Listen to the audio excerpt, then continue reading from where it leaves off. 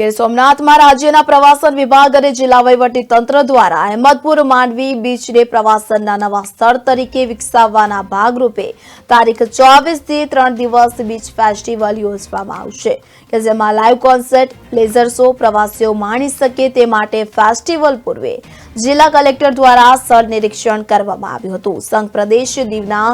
ઘોઘલાને અડીને આવેલો ગુજરાતના ગીરનો અહેમદપુર માંડવી બીચ દેશ અને દુનિયાના પ્રવાસીઓમાં આકર્ષણનું કેન્દ્ર બનવા જઈ રહ્યો છે।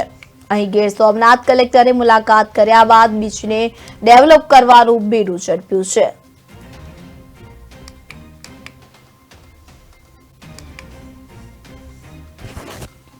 ચોવીસ, 25 અને 26 જાન્યુઆરી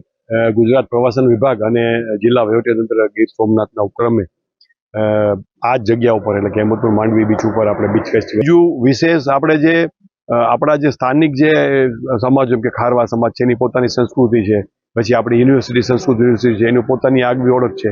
અહીંની જે કોલેજીસ છે એના વિદ્યાર્થીઓમાં જે છૂપું ટેલેન્ટ છે એ લોકોને આપણે પ્રમોટ કરી અને કાર્નિવલમાં આપણે રોડ ઉપરના તો બધા ફ્લોર જોયા હશે, ટેબલ્યુ જોયા હશે, પણ દરિયાની અંદર આપણે એ પહેલી વાર પ્રયોગ આપણે કરીએ છીએ કે દરિયાની અંદર આપણે જે આપણા માછીમાર સમાજની જે મોટી બોટ આવે છે એમાં ટેબલ્યુ બનાવી અને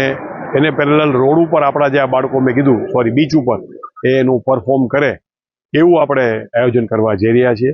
ત્યારે આ તબક્કે આપના માધ્યમથી આપણી પ્રદેશની જે આપણી જનતા છે, ગુજરાત સમસ્તની હું કહું છું અને બીજા પણ આ રાજ્યોમાંથી પણ લોકો પ્રેરણે અહીંયા આવે અને આ જગ્યાનો આનંદ લે અને આ જગ્યાનું ભવિષ્ય ખૂબ ઉજળું છે। ગુજરાત સરકારશ્રી નવા જ્યારે ટુરિઝમ સ્પોટ ડેવલપ કરવા જઈ રહી છે ત્યારે મને આશા છે કે આ જગ્યા ભવિષ્યમાં ખૂબ જ સુંદર વિકાસ પામશે। 24, 25 અને 26 જાન્યુઆરી ગુજરાત પ્રવાસન વિભાગ અને જિલ્લા વહીવટીતંત્ર ગીર સોમનાથના ઉપક્રમે